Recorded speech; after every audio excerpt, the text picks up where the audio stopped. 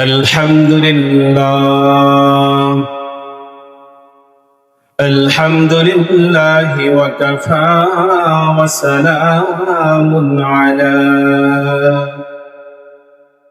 وسلام على عباده الذين اصطفى خصوصا على إمام الأنبياء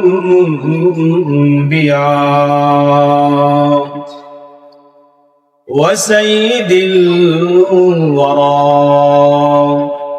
وعلى آله وأصحابه وعلماء أمته الذين أثروا الهدى على الدجى وسلم تسليما كثيرا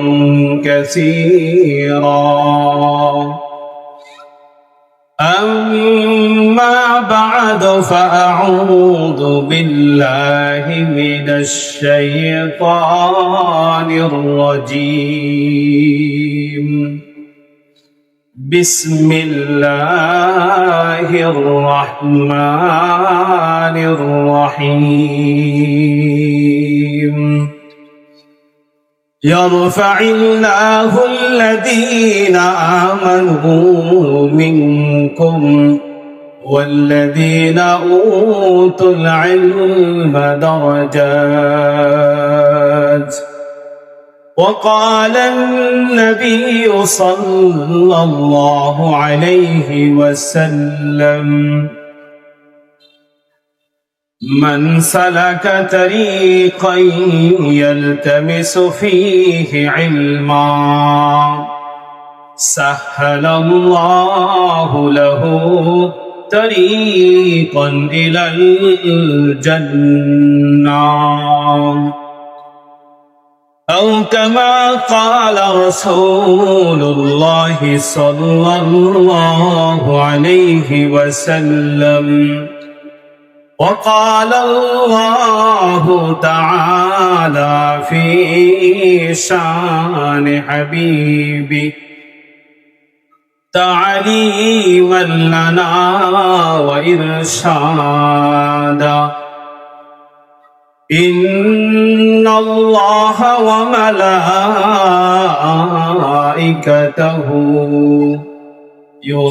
يصلون على النبي يا أيها الذين آمنوا صلوا عليه وسلموا تسليما সকলেই সংক্ষেপে দুরূদ শরীফ পড়ি সাল্লাল্লাহু আলাইহি ওয়াসাল্লাম शुक्र नियामतों है चंदा के नियामतों है उज़्र तक़सीरात माँ चंदा के तक़सीरात माँ बलगल उला बिकमालिह कशफत दुजा बिजमालिह हसनत जमीउ खिसालिह सल्लु अलैहि व आलिहि सदक़ल्लाहुल अज़ीम व सदक़ रसूलुहुन नबियुल करीम ونحن على ذلك من الشاهدين والحمد لله رب العالمين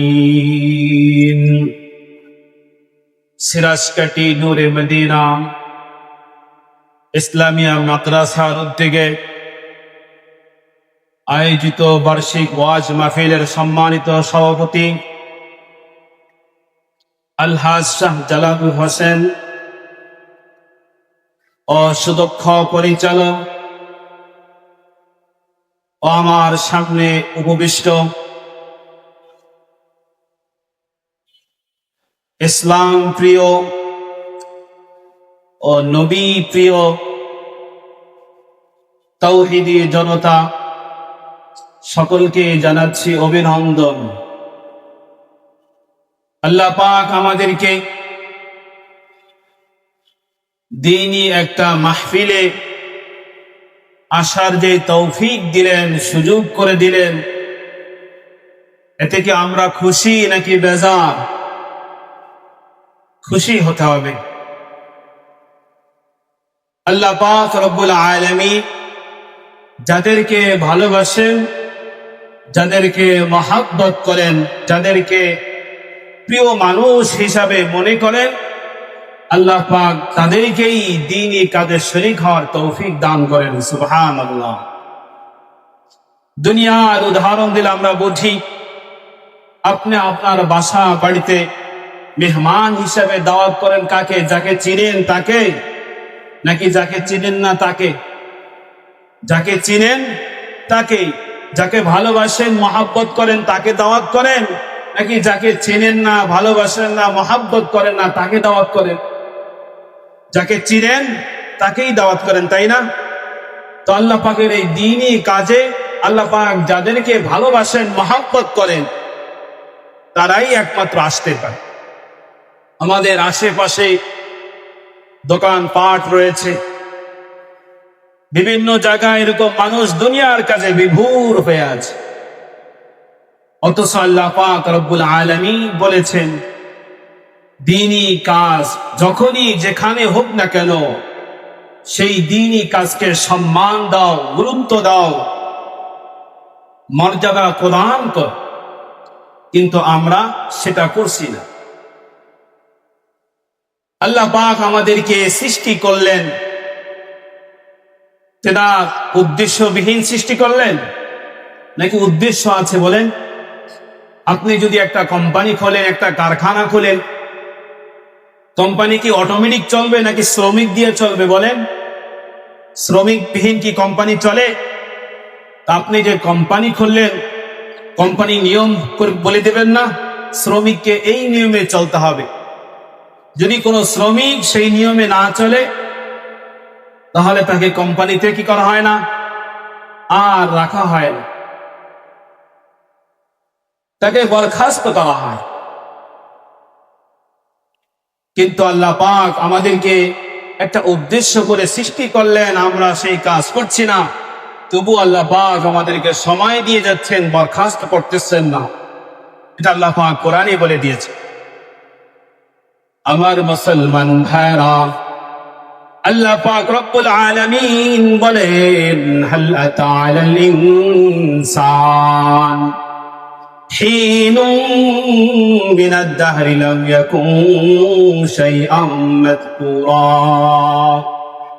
ওহে দুনিয়ার মানুষ, তোমরা জানো না আমি তোমাকে পৃথিবীর বুকে সৃষ্টি করতে কতদিন যে লেগেছে? একদিন, 2 দিন, 3 দিন নয়, 1 মাস, 2 মাস, 3 মাস নয়, 1 বছর, 2 বছর, 3 বছর নয়, হিনুম মিনাদ দাহর, যুগের পর যুগ, কত যুগ যে লেগেছে আমি মালিক ছাড়া দুনিয়ার বুকে কেউ জানে না।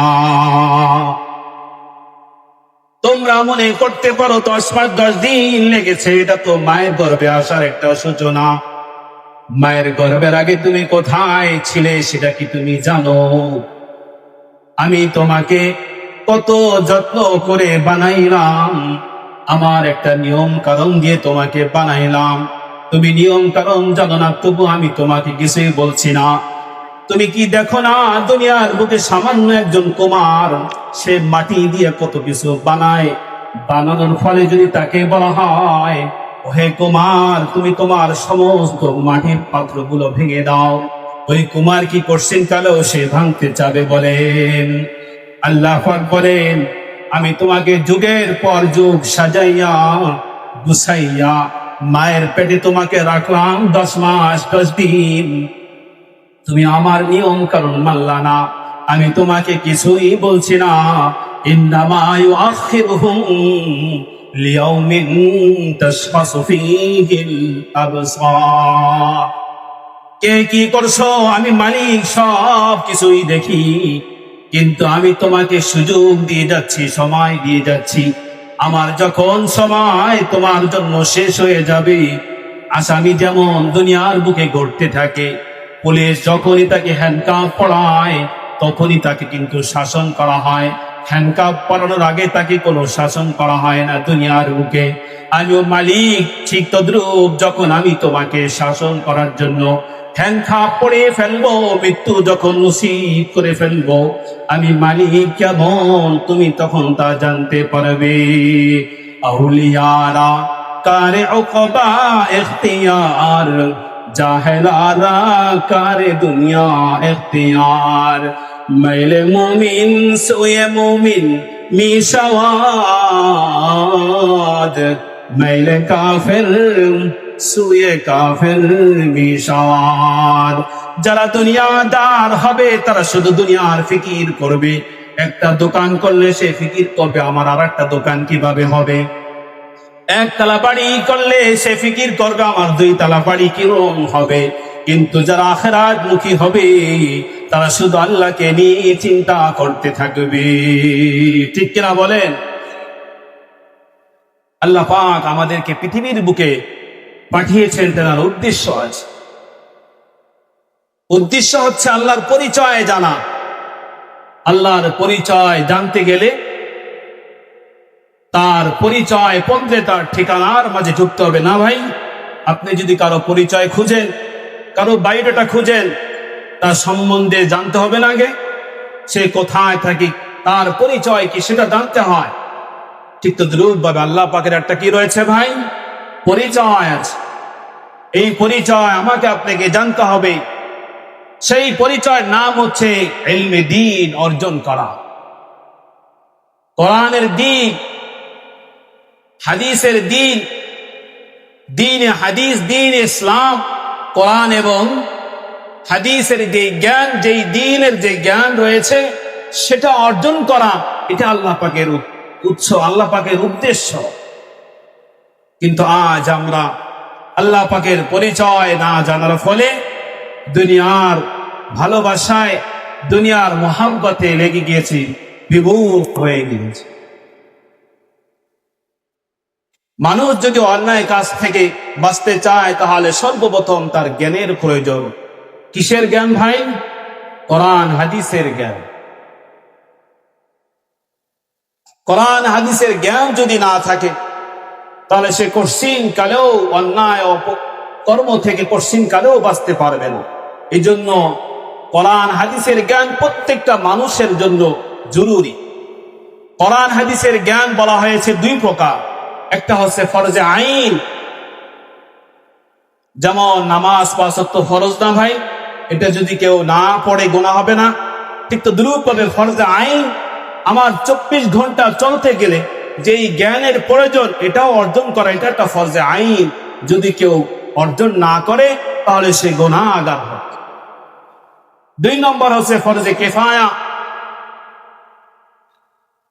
যাদের দায়িত্ব হচ্ছে বিশেষ বিশেষ মাসলা জেনে রাখা, এলাকা ভিত্তিক, ইউনিয়ন ভিত্তিক, জেলা ভিত্তিক, দেশ ভিত্তিক, রাষ্ট্র ভিত্তিক, বিশ্ব ভিত্তিক বিভিন্ন কোনো জটিলতায় পড়লে যেন সমাধান দিতে পারে, সেই জ্ঞান অর্জন করা, যেটাকে বলা হয় ফিকাহ ফিদ্দীন, ইলমে দ্বীনের যেই ইলমে দ্বীন এবং শরিয়ত এবং ইসলামের হাদিসের যেই ফিকাহ রয়েছে, মাসআলাগুলো রয়েছে, সেই মাসআলাগুলো জেনে জেনে জাতিকে সমাধান দেওয়ার যে জ্ঞান অর্জন করা হয়, সেই জ্ঞানের নাম হচ্ছে ফরজে কিফায়া।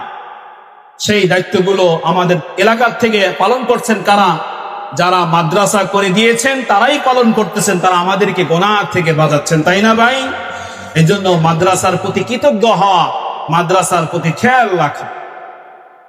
জ্ঞানের অনেক গুরুত্ব আমি আপনাদের সম্মুখে সূরাতুল মুজাদালা 9 নম্বর আয়াত তেলাওয়াত করেছি।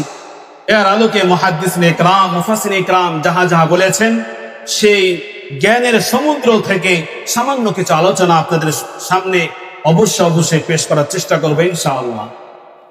আল্লাহ পাক রব্বুল আলামিন জ্ঞানের যে কত গুরুত্ব সেটা নবীজিকেই দিয়ে প্রথমে প্রকাশ করলেন।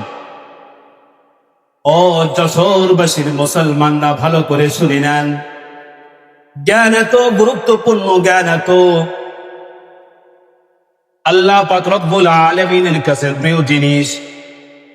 নবীজি করিম সাল্লাল্লাহু আলাইহি সাল্লামকে যখন নবুয়ত যখন প্রাপ্ত হলেন, নবীজি 40 বছর বয়সে, 40 বছর বয়সের প্রথম ওহী আল্লাহ পাক রব্বুল আলামিন হাবিবকে বললেন, ইকরা বিসমি রাব্বিকাল্লাযী খলাক।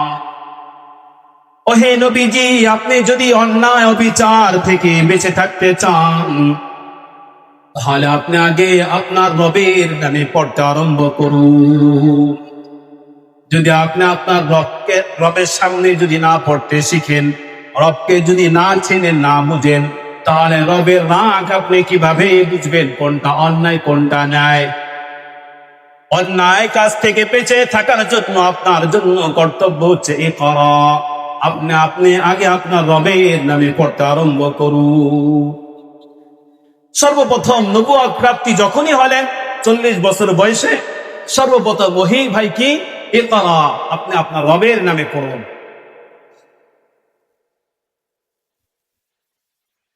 40 বছর বয়সে যখন তিনি নবুয়ত প্রাপ্ত হলেন, সর্বপ্রথম ওহীতে নাকি দিয়ে দিলেন জ্ঞান অর্জন করতে হবে।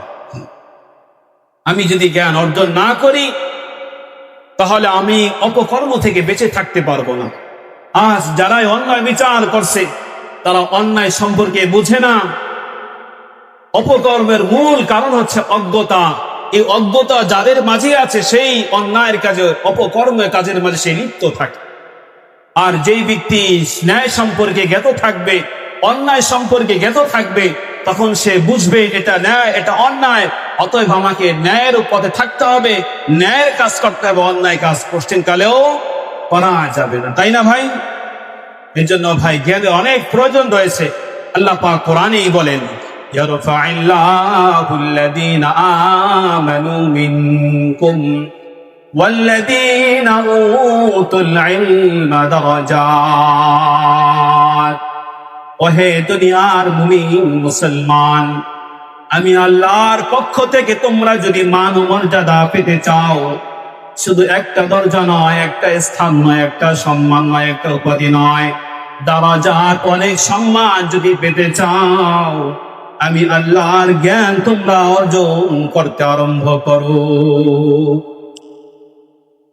আপনি যদি জ্ঞান অর্জন করে, আল্লাহ পাক বলেন দারাজাত, তোমার অনেক স্থান আমি কাল কিয়ামতের ময়দানে বৃদ্ধি করে দেব, সেটা তুমি নিজেও কল্পনাই করতে পারবে। এই জন্য আমাদের অবশ্যই জ্ঞান শিখতে হবে। আল্লাহ পাকের বাণী দ্বারা বোঝা যায় জ্ঞান ছাড়া কোনো বিকল্প নেই। আল্লাহ পাক সূরাতুজ জুমারে বলেন, কুল হাল ইয়াস্তাউিল্লাযীনা ইয়ালামুনা ওয়াল্লাযীনা লা ইয়ালামুন। ওহে দুনিয়ার মানুষ, তোমরা কি জানো, তোমরা কি বলতে পারো? যারা জানে, যারা কোরআন হাদিসের জ্ঞান রাখে তারা, আর যারা কোরআন হাদিসের জ্ঞান রাখে না তারা, এই দুই পক্ষ, এই দুই গ্রুপ পশ্চিমকালেও কি এক হতে পারে? অবশ্যই জ্ঞানী ব্যক্তিরা বলবে এই দুই দলের মধ্যে হতে দুই দল কখনো এক হতে পারে না। অতএব যারা কোরআনের জ্ঞান শিখবে, হাদিসের জ্ঞান শিখবে, আমি আল্লাহ পাক রব্বুল আলামিনের কাছে সবচাইতে দামি হবে। আল্লাহ পাক বলেন, আমি যে এক আল্লাহ ছাড়া কোনো ইলাহ নাই, আমি তিনজন ব্যক্তিকে সাক্ষী হিসেবে রেখেছি। তোমরা দুনিয়ার বুকে কোনো যদি কাজ তোমরা যদি প্রমাণ করতে চাও, যেরকম সাক্ষী রাখো, আমি আল্লাহ সাক্ষী রেখেছি। এক নম্বর, শাহিদাল্লাহ আন্নাহু লা ইলাহা ইল্লাহু, আমি এক আল্লাহ সাক্ষী দিয়েছি। দুই নম্বর, ওয়াল মালাইকা, ফেরেশতাগণকে আমি সাক্ষী স্বরূপ পেশ করব কাল কিয়ামতের ময়দানে। তিন নম্বর হচ্ছে উলুল ইলমি কাইমান বিল কিসত, যারা দুনিয়ার বুকে জ্ঞান অর্জন করেছে, কোরআন হাদিসের জ্ঞান অর্জন করেছে, আমি এই আলেমদেরকে আমার তাওহীদের, আমার একত্ববাদের সাক্ষী হিসেবে কাল কিয়ামতের ময়দানে সমস্ত জাতির সম্মুখে পেশ করব। সুবহানাল্লাহ। আল্লাহ পাক কাদেরকে সাক্ষী স্বরূপ পেশ করবেন? আলেমদেরকে পেশ করবেন। আল্লাহ পাক যে তিনি এক, এটা বাস্তব কিনা সেটা প্রমাণস্বরূপ আলেমদেরকে কালকে আমাদের ময়দানে সাক্ষী হিসাবে পেশ করবে। আমরা দুনিয়ার বুকে সাক্ষী বানাই কাকে? জ্ঞানী ব্যক্তি কে নাকি যে জ্ঞানী নয়, যে নির্বুদ্ধ বোকা তাকে বানাই সাক্ষী বলে? যে জ্ঞানী তাকে সাক্ষী বানাই না, যে বোকা ওকে তো সাক্ষী বানালে বিপদে পড়তে হয়, তাই না? বলবে কি? বোকাকে যদি সাক্ষী হিসাবে কোথাও নেওয়া হয়, ভয় ভয় থাকবে, কি দিয়ে কি রেখে কি বলে ফেলবে, এই ভয় থাকবে, তাই না? তাহলে আমি সাক্ষী হিসাবে কাকে পেশ করতে চাই? জ্ঞানী ব্যক্তিকে সাক্ষী হিসাবে পেশ করতে চাই। ঠিক তো দ্রুপ ভাবে আল্লাহ পাক বলেন, আমার কাছে জ্ঞানী হচ্ছে আলেমরা। কাল কিয়ামতের ময়দানে সমস্ত নবী রাসূলগণের সম্মুখে আমি আলেমদেরকে দাঁড়া করাবো। আমি আলেমদেরকে বলবো, আমি কি এক আল্লাহ ছিলাম না দুনিয়ার বুকে? সমস্ত আলেমগণ বলবে, হ্যাঁ অবশ্যই আপনি এক আল্লাহই ছিলেন। তাহলে ভাই আমাকে অবশ্যই আলেম হতে হবে, তাই না? যদি আমি এখন আলেম হতে না পারি, আমার বিভিন্ন সাইট তো আল্লাহ পাক সুযোগ দিয়েছেন, সেই সাইটে যে কোনো একটা আমাকে অবলম্বন করতে হবে, হাদিস শরীফে এসেছে। এই জন্য আমাকে আপনাকে অবশ্যই জ্ঞান শিখতে হবে। জ্ঞানের এত আল্লাহ পাক রব্বুল আলামিনের কাছে দামি, সেটা সম্পর্কে আল্লাহ পাক বলেন, দুনিয়ার বুকে যত নাজ ও নিয়ামত দিয়েছি, কোন নাজ ও নিয়ামত সম্পর্কে আমি বলি নাই আমার কাছে বেশি বেশি চাও। শুধু দুইটা নিয়ামত সম্পর্কে আমি বলেছি। একটা হচ্ছে দুধের মাঝে যে বেশির বরকতের জন্য আমার কাছে দোয়া করো, আল্লাহুম্মা বারিক লানা ফীহি ওয়াজিদনা মিন। আর দুই নম্বর হচ্ছে ইলমের ক্ষেত্রে আল্লাহ পাক সূরাত বাহার মাঝে বলেন, ওয়াকুর রাব্বি জিদনি ইলমা। ওহে নবী, আপনি আপনার পরওয়ারদিগার আলমের কাছে বেশি বেশি দোয়া করুন, যেন আপনার রব আপনাকে বেশি বেশি ইলম দান করেন। আল্লাহ পাক রব্বুল আলামিন বলেন, জ্ঞানের অনেক দাম রয়েছে। আমি আল্লাহ কোরআনে অনেক ঘটনা বলেছি, যে ঘটনা সম্পর্কে আলেমরা ছাড়া কেউ বোঝে না। আল্লাহ পাক বলেন, ওয়া মা ইয়াকিলুহা ইল্লাল আলিমুন। ওহে দুনিয়ার মানুষ, কোরআনের কি মজা, কোরআনের কি স্বাদ, তুমি যদি বুঝতে চাও তাহলে তুমি আলেম হয়ে যাও। আলেমরা ছাড়া কোরআনের মজা, কোরআনের স্বাদ কোনদিন উপলব্ধি করতে পারবে না। এই জন্য আমাদের আলেম হতে হবে। কি ভাই বলেন? আলেম হবো তো ইনশাআল্লাহ। নিজে হতে পারে না, নিজেদের ছেলে মেয়েদেরকে, নাতি পুতিদেরকে আলেম বানাবো তো ইনশাআল্লাহ। বলেন, ফিকির করেন ইনশাআল্লাহ। না হয় আপনাকে আমাকে অবশ্যই জবাব দিতেই হবে। নবীজি কি বলেন আলেম সম্পর্কে, জ্ঞান সম্পর্কে? নবীজি বলেন, মান সালাকা তারিকান ইয়ালতামিসু ফীহি ইলমা সাহালাল্লাহু লাহু তারিকান ইলাল জান্নাহ। দুনিয়ার কোন রাস্তা অবলম্বন করতে গেলে আমি আল্লাহ ওয়াদা করি নাই সহজ করে দিব, কিন্তু জ্ঞানের রাস্তা যারা অবলম্বন করবে, এই জ্ঞান অর্জন করতে গিয়ে অনেক বিপদে পড়বে। আল্লাহ পাক বলেন, আমি যারাই জ্ঞান অর্জন করবে আমি তাদের রাস্তাগুলোকে সহজ করে দিব। সুবহানাল্লাহ। দুনিয়ার কোনো কাজ করতে গেলে আপনি বিপদে পড়লে আল্লাহ পাক আপনাকে সাহায্য করবেন, কিন্তু জ্ঞানের রাস্তায় গিয়ে যদি আপনি কোনো বিপদে পড়েন, ডাইরেক্ট নবীজির ওয়াদা, তাকে অবশ্যই অবশ্যই আল্লাহ পাক রব্বুল আলামিন সাহায্য করবেনই। শুধু তাই নয়, যারা জ্ঞান অর্জন করবে এদের যে কত সওয়াব, কত ফজিলত, নবীজি বলেন, ওয়া ইন্নাল মালাইকাতা লাতাযউ আজনিহাতাহা রিযান লিতালিবিল ইলমি। আল্লাহ পাকের নূরের ফেরেশতাগণ, তারা তাদের নূরের পাখাগুলো, তারা তাদের নূরের ডানাগুলো যারা জ্ঞান অর্জন করে তাদের সম্মানের জন্য জমিনে বিছায়া দেয়। ওয়া ইন্না তালিবাল ইলমি ইস্তাগফিরু লাহু মান ফিস সামাই ওয়াল আরদি হাত্তাল হিতান ফিল মা নবীজি বলেন শুধু তাই নয়, যারা এই দ্বীনের জ্ঞান অর্জন করবে তাদের জন্য আসমানে যত কিছু রয়েছে এবং জমিনে যাহা কিছু রয়েছে শুধু তাই নয়, পানির মাঝে যত মাছ রয়েছে শুধু তাই নয়, গর্তের মাঝে যত পিপীলিকা রয়েছে সমস্ত জীবজন্তু এই জ্ঞান অর্জনকারীর জন্য দোয়া করতে থাকবে। সুবহানাল্লাহ। দুনিয়ার কোন শিক্ষা অর্জন করলে তার জন্য দোয়া করা হবে, কোনো ভবিষ্যৎবাণী বা কোনো ওয়াদা নাই। আমরা বিভিন্ন ভার্সিটির দেওয়ালে দেখি জ্ঞান অর্জন করা প্রত্যেক নর নারীর জন্য ফরজ, এটা লেখা থাকে না ভাই? আল হাদিস লিখে দেয়। কোন জ্ঞান? আপনি হাদিসের অর্থ লেখলেন, পরিপূর্ণ লেখলেন না, এটা অপব্যাখ্যা হয়েছে। হাদিসের অর্থ হচ্ছে যেই ব্যক্তি ইলমে দ্বীন অর্জন করবে, ইলমে দ্বীন প্রত্যেক নর নারীর জন্য অর্জন করা ফরজ, এটা বলা হয়েছে। সে ব্যাপক শব্দ ব্যবহার করেছে, জ্ঞান অর্জন করা ফরজ। হাদিসের অর্থ আপনি যে অপব্যাখ্যা করলেন, যাহা অবশ্যই কঠিন শাস্তি কাল কিয়ামতের ময়দানে আপনাকে জবাবদিহি করতে হবে।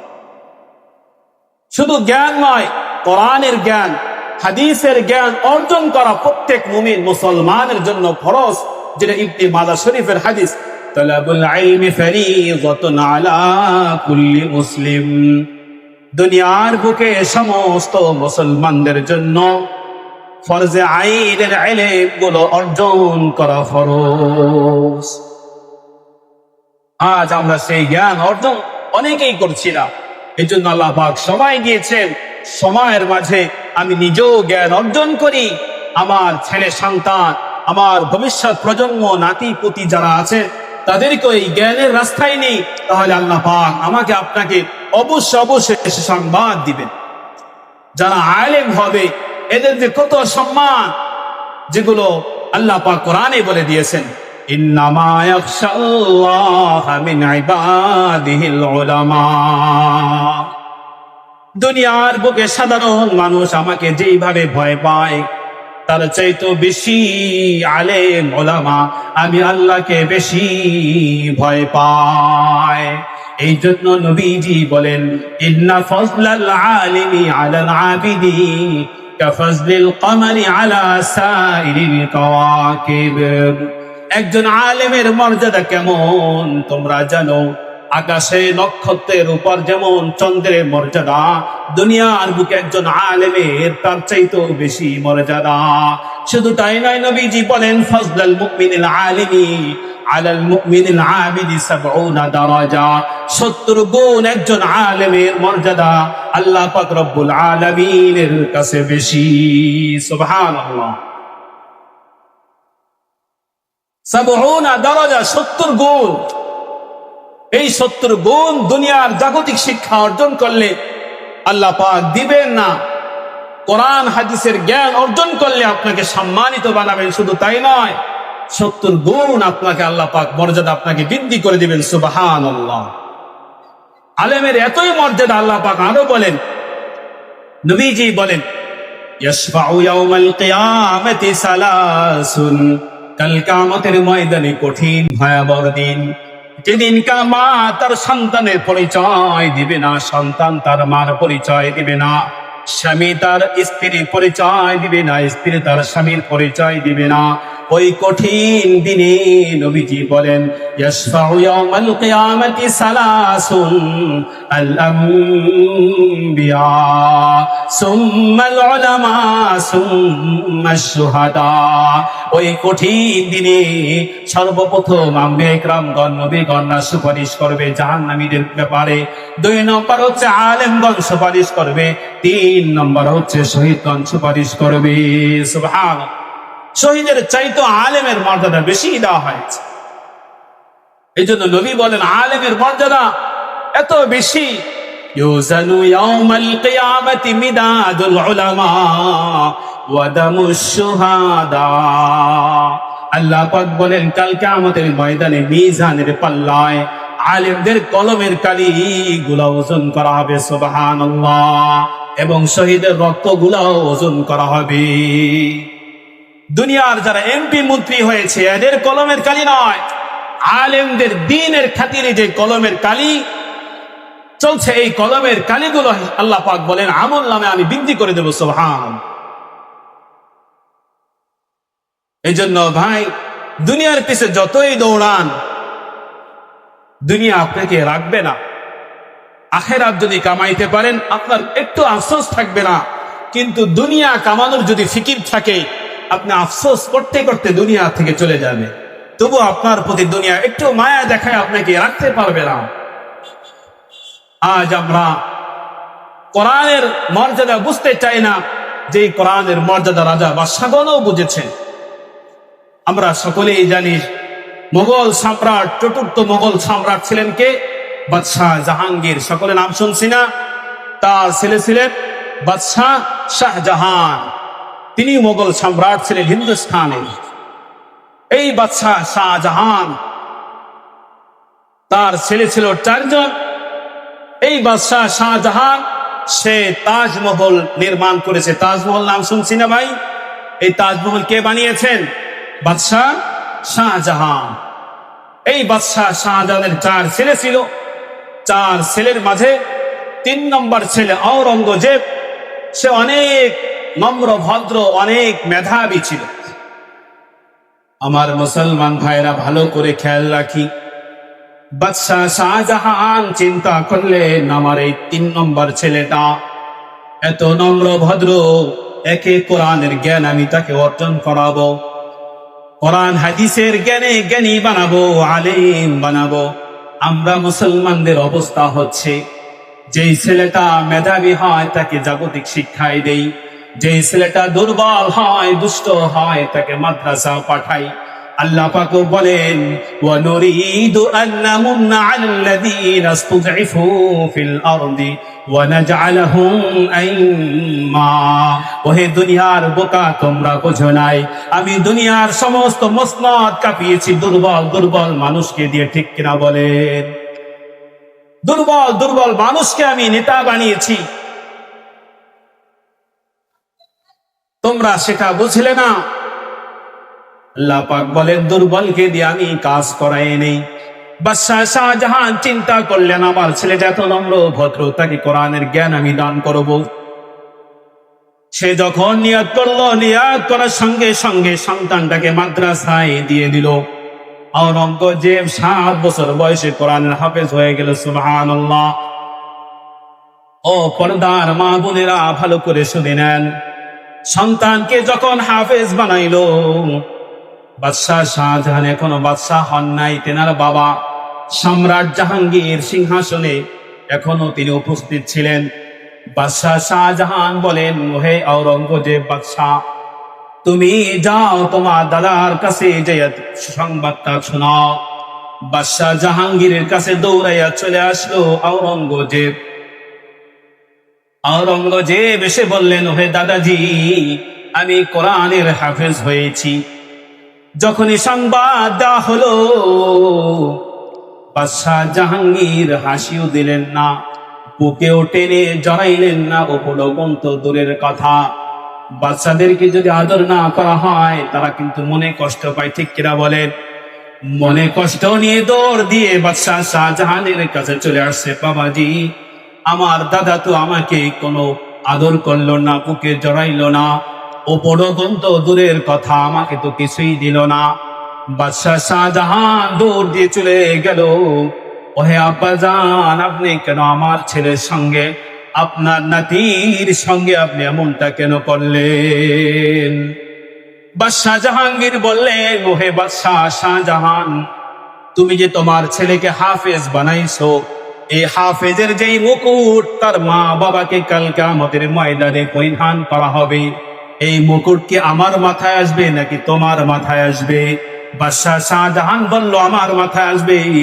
বাদশাহ জাহাঙ্গীর বলল তাহলে এটা আমার কিসের খুশি? খুশি তো তোমার, তুমি তোমার সন্তানকে আদর করো। আমি তো অপদার্থ একটা সন্তান জন্ম দিয়েছিলাম, যে সন্তানকে হাফেজ বানাইতে চাইছিলাম, কিন্তু হাফেজ হতে পারে নাই। যখনই বাদশাহ শাহজাহানকে এমন কথা বলা হলো, বাদশাহ শাহজাহান কাউন্সিল ছিলেন, যুবরাজ ছিলেন, সঙ্গে সঙ্গে রাজ দরবার থেকে বের হয়ে গিয়ে সঙ্গে সঙ্গে হাফেজ হওয়ার জন্য প্রস্তুতি হওয়া শুরু করলেন। বাদশাহ শাহজাহান যখন হাফেজ হতে আরম্ভ করলেন, ইতিমধ্যে বাদশাহ জাহাঙ্গীর মৃত্যু শয্যায় উপনীত হয়ে গেলেন।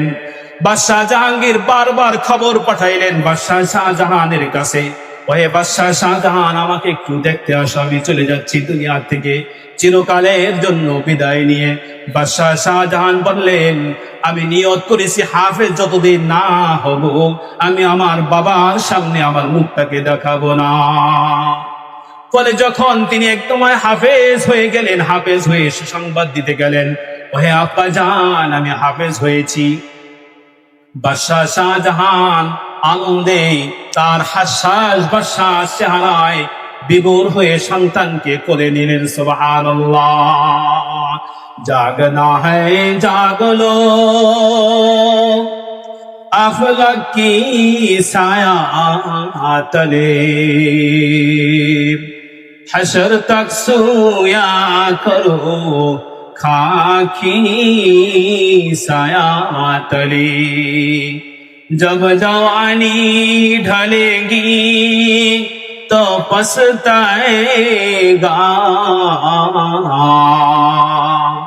फिर यूं ही रोने रुलाने से क्या फायदा। आँख खोलो उठो याद रब को करो, उम्र यूं ही गाने से क्या फायदा। ওহে দুনিয়ার মুমিন মুসলমান, এই দুনিয়ায় আল্লাহ পাক খাওয়ার জন্য পাঠান নাই, ঘুমের জন্য পাঠান নাই, দুনিয়া সাজানোর জন্য পাঠান নাই। এই আল্লাহ পাক যৌবন দিয়েছেন আল্লাহ পাককে চেনার জন্য, আল্লাহ পাক যৌবন দিয়েছেন, হায়াত দিয়েছেন আখিরাতকে সাজানোর জন্য। আমি আপনি সারাদিন ঘুমের ভিতরে বিভোর থাকি, আমি আপনি সারাদিন দুনিয়া কামানোর পিছনে বিভোর থাকি। कैसे कैसे बादशाह शाहजहां चल बसे, ओ खजीना बाला खाना शान शौकत क्या हुई, हक त्याकीन का खजाना आज है ओ जिनके साथ, गौर में जाएंगे कान ओ बाबर हाना खाली हाथ। দুনিয়ার কত বাদশা দেখেছো তোমরা, সব তাদের রাজ দরবার রেখে তারা খালি হাতে চলে গিয়েছে। ওহে দুনিয়ার মানুষ, দুনিয়ার চাকচিক্য দেখেই তুমি দুনিয়ার প্রেমে বিভোর হইও না। তোমাকে শূন্য হাতে দুনিয়া ছেড়ে দুনিয়ার মায়া মোহাব্বতকে বিসর্জন দিয়ে মালিকের ডাকে তোমাকে চলে যেতে হবে।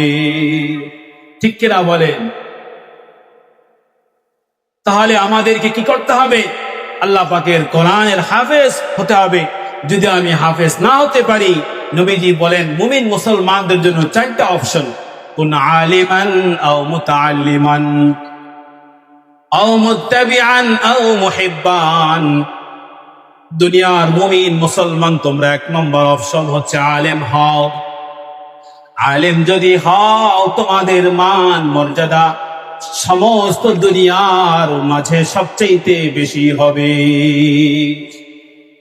আর যদি তোমরা আলেম হতে না পারো, দুই নম্বর মুতাআল্লিমান, আলেমের ছাত্র হও। আলেমের ছাত্র যদি তোমরা হতে পারো, তাহলে তোমরাও দুনিয়ার মানে সবচাইতে শ্রেষ্ঠ জাতি হইবা। যদি আলেমের ছাত্র না হতে পারো, তিন নম্বর অপশন, তোমরা আলেমদেরকে অনুসরণ করাও। মুতাআল্লিমান, আলেমদেরকে অনুসরণ করা ছাড়া তোমরা আখিরাতে কঠিন কালেও ছাড় পাবা না।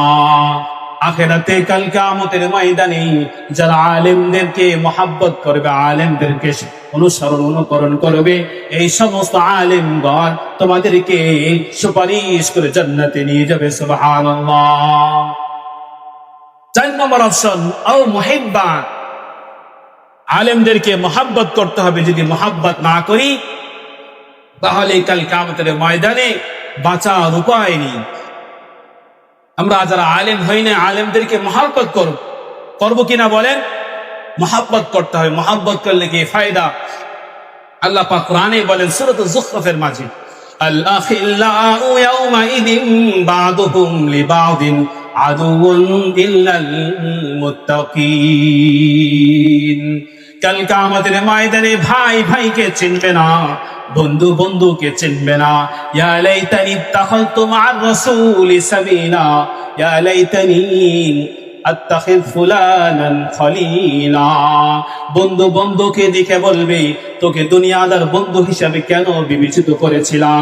আমি যদি কোন আলেমকে বন্ধু বানাইতাম, আমি যদি কোন আলেমের সঙ্গ দিতাম, কতই না ভালো হতো।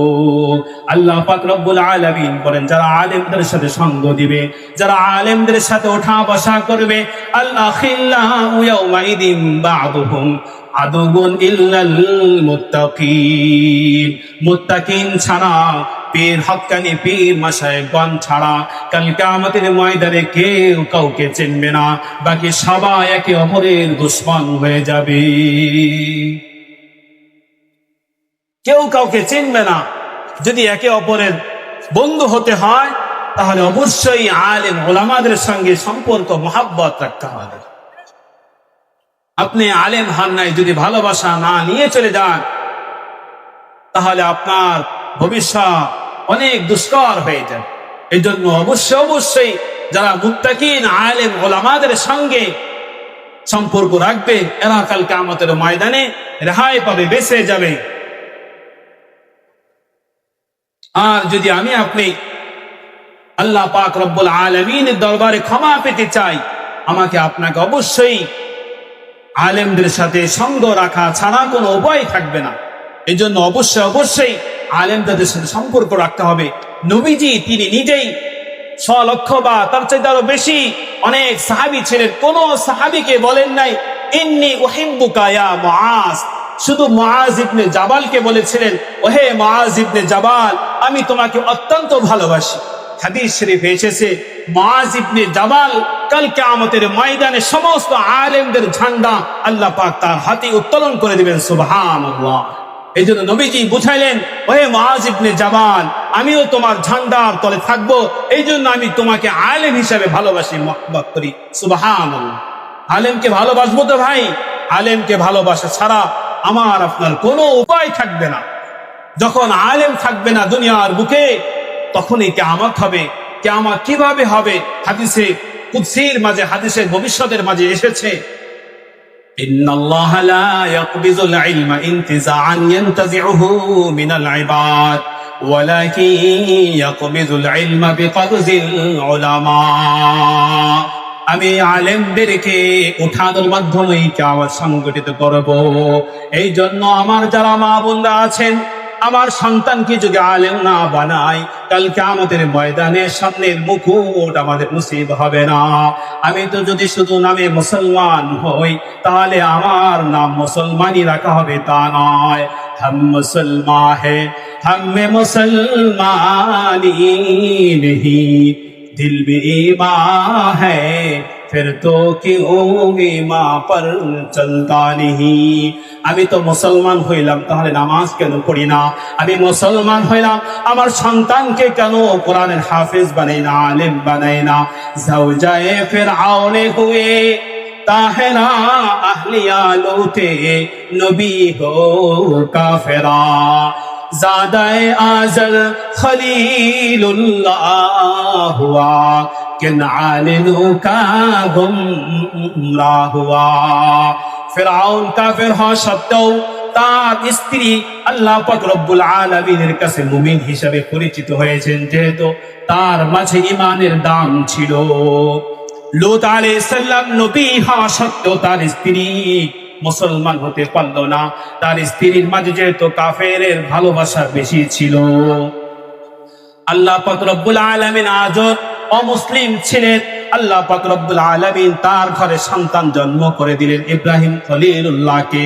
কেনান নবীর ছেলে ছিল, তা সত্ত্বেও নবীর ছেলে হয়েও নবীকে ভালোবাসেন নাই। ইমানি ভালোবাসা, এই ইমানি ভালোবাসা না থাকার কারণে কেনানও নবীদের কাতারে নয়, মুসলমানদের কাতারে পড়ল না। মুসলমান হলেই মুসলমান হওয়া যায় না, মুসলমানের কাজ করতে হয় ভাই। এই জন্য আমি আপনি মুসলমান পরিচয় কি? আমার কাজে। ফল তোমার পরিচয় কিসে? সবার মুখস্থ গাছে আমার পরিচয়, তাই না? এই জন্য ভাই, আমি মুসলমান হয়ে আমার একটা ছেলেও যদি মাদ্রাসায় না পড়ে, আমার পরিচয় কি? ID card. এই আইডি কার্ড আল্লাহর কাছে কোনো গ্রহণযোগ্য না।